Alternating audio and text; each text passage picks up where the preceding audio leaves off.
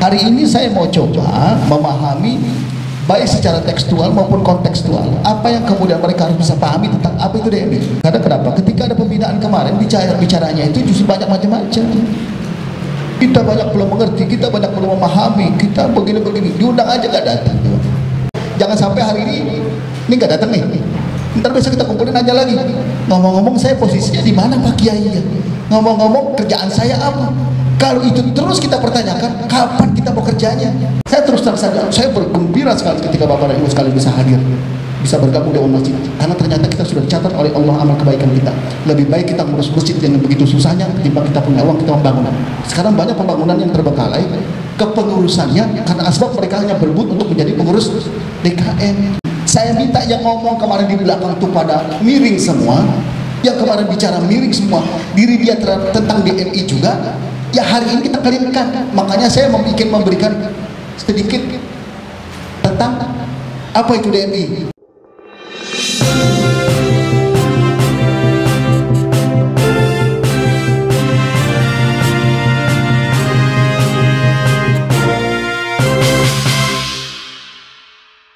Bapak dan Ibu sekalian, ketika kemarin saya buka pertanyaan secara terbuka dan bebas untuk menyampaikan beberapa keluhan, dan alhamdulillah kemarin yang hadir banyak juga, hampir 30. Saya buka selebar-lebarnya tentang keluhan yang selama ini ada di Dewan Masjid Indonesia seperti apa gitu. Ternyata mereka menyampaikan. Karena kenapa? Ketika ada pembinaan kemarin bicaranya itu justru banyak macam-macam. Kita banyak belum mengerti, kita banyak belum memahami, kita begini-begini, diundang aja gak datang. Hari ini saya mau coba memahami baik secara tekstual maupun kontekstual apa yang kemudian mereka harus bisa pahami tentang apa itu DMI.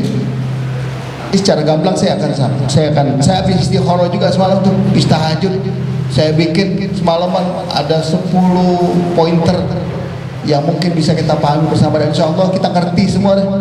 Saya yakin orang-orang kaya pengetahuan, kaya ilmu pengetahuan, lebar hatinya, semuanya bisa membuka hati.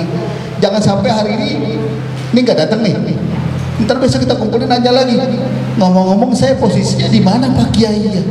Ngomong-ngomong kerjaan saya apa? Kalau itu terus kita pertanyakan, kapan kita mau kerjanya? Ya, kapan kita berbuatnya? Umat sudah banyak menunggu. Udah nungguin dari sana, dari kemarin. Nah, pantas mereka banyak bertanya kepada kita.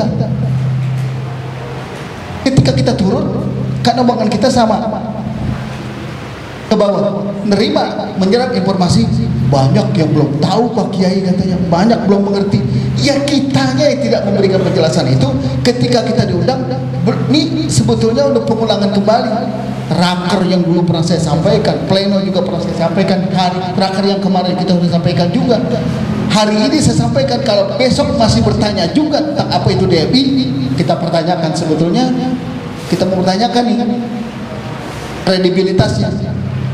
Saya nggak melihat siapapun dia pada posisi apa. Makanya saya kasih gambaran kepada kita sekalian. Ketika kita mau nikah, kan ada ta'aruf ya, ada ta'aruf secara umum.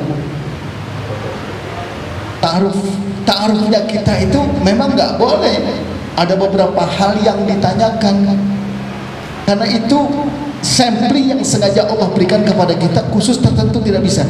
Tapi yang lainnya selebar-lebarnya boleh tahu. Coba kalau kita lagi pacaran, bahasa Indonesia itu pacaran, atau bahasa syar'inya disebut dengan ta'aruf gitu ya. Kita ta'aruf, boleh nggak saat ta'aruf kita pegang-pegangan? Nggak boleh. Boleh nggak kita bisa melihat mukanya? Nggak boleh. Yang hanya boleh kita melihat ada beberapa hal yang mungkin barangkali mukanya pun hanya tertentu saja.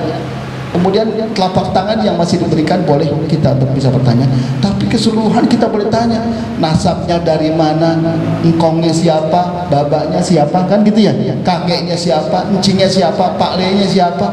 Boleh kita tanya. Tinggalnya di mana? Orangnya seperti apa? Bahkan kita mau tahu lebih jauh tentang seorang wanita yang akan kita mau nikahi itu, kita nyuruh kita punya bibi, kita punya saudara kita ke kerangkeng. Tahu nggak kerangkeng? Apa tuh? Kedipan apa namanya? Masuk ke kamar ditanyain, dibuka, boleh nggak dibuka rambutnya? Dia sama perempuan boleh saja, nggak apa-apa, tanyakan. Nah, cara kita untuk bisa memahami apa itu organisasi, kita lihat dulu, kita tanya dulu. Nah, sekarang anggap saja sekarang kita sudah kawin, kira-kira boleh nggak tuh bini kita omelin? Sekarang kan lagi rame Pak Dokter, lagi rame sekarang, istri bunuh suami, suami bunuh istri, main dendam-dendaman, gak tanggung-tanggung, nyuruh bayaran orang tuh, seperti terjadi di Sukabumi. Ya Allah, suaminya yang nyari duit karena asbab dia punya ini, istrinya juga istri yang kedua lagi, masalah juga. Ini ada yang pengen nyandung lagi. Ya. Nah, ini harus kita pahami betul-betul duduk masalahnya. Jangan sampai nanti ketika kita sudah mengayuh, perahu sudah mulai jalan, apalagi sudah masuk di tengah dengan kecepatan speed yang begitu cepatnya, kita masih, saya lagi di mana ini ya? Masih bertanya-tanya. Kursi saya di mana ya? Apakah saya duduk di dak atau di mana gitu? Sementara sudah ada di tengah lautan kita. Gelombang terjadi di mana-mana begitu kerasnya menghantam kita. Kita karena nggak ada kursi, nggak ada tempat untuk bertanya, mau nanya ke teman juga nggak enak karena kita merasa kita udah jauh lebih pinter, seakan-akan kita jauh lebih paham tentang apa itu organisasi. Tapi ketika kita menyampaikan kepada orang lain, kita nggak bisa menjawab. Ini jadi masalah buat kita. Saya terus terang saja, saya bergembira sekali ketika Bapak dan Ibu sekalian bisa hadir, bisa bergabung dengan masjid, karena ternyata kita sudah dicatat oleh Allah amal kebaikan kita. Lebih baik kita ngurus masjid dengan begitu susahnya ketimbang kita punya uang kita membangun. Sekarang banyak pembangunan yang terbengkalai kepengurusannya karena asbab mereka hanya berebut untuk menjadi pengurus DKM.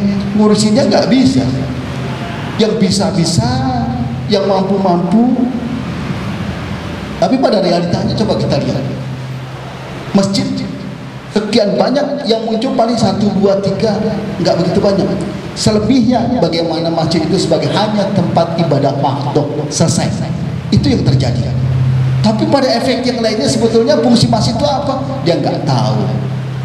Nah, makanya hari ini saya minta yang ngomong kemarin di belakang itu pada miring semua, yang kemarin bicara miring semua, diri dia tentang DNI juga.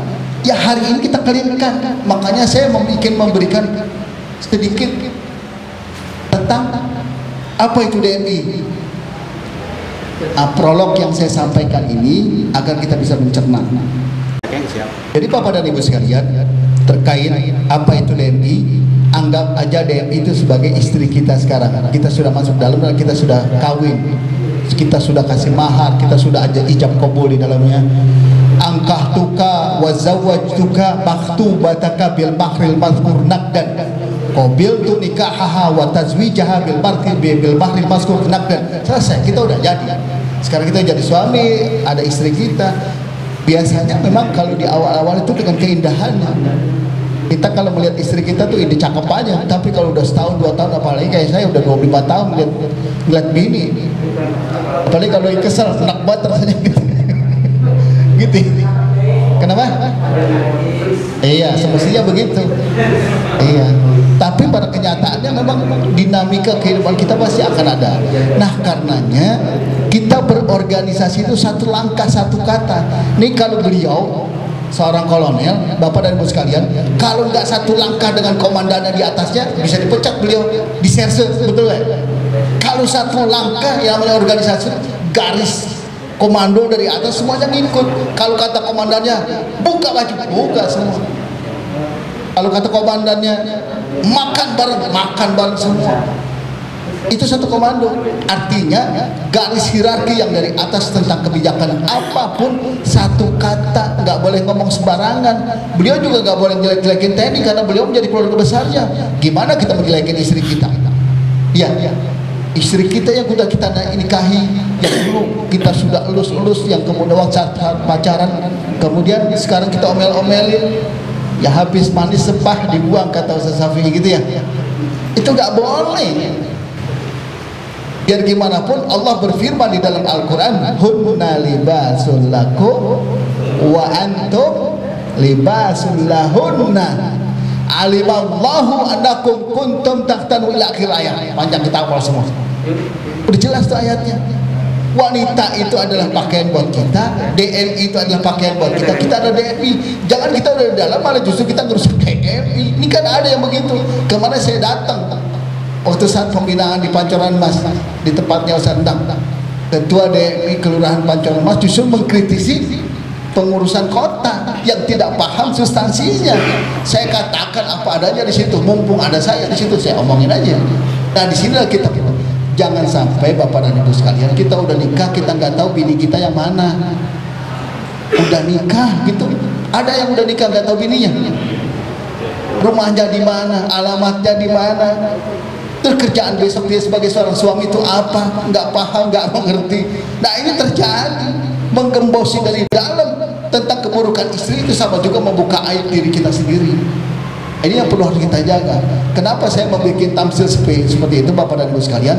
Agar kita memahami kontennya secara substansial, kita betul-betul mengerti. Kalau yang namanya organisasi, apalagi organisasi begini, sosial keagamaan Pak, nilainya Pak luar biasa sebetulnya. Saya ngalamin bener, baru setahun 6 bulan 7 bulan saya ngurus, yang penting ikhlas kita berbuat, tapi kita mohon kepada Allah. Disinilah letaknya kita, bagaimana kita berupaya. Makanya ya, saya berharap sekali dengan teman-teman, yuk kita nikmati halawatul iman, kenikmatan iman. Memang terus terang aja, orang kita nggak digaji Pak Samroni ya, kita nggak digaji kerja begini, tapi efeknya loh. Sekalipun mungkin barangkali kita menghayal tentang masjid, tapi dicatat dengan nilai-nilai kebaikan oleh Allah Subhanahu wa Ta'ala. Subhanallah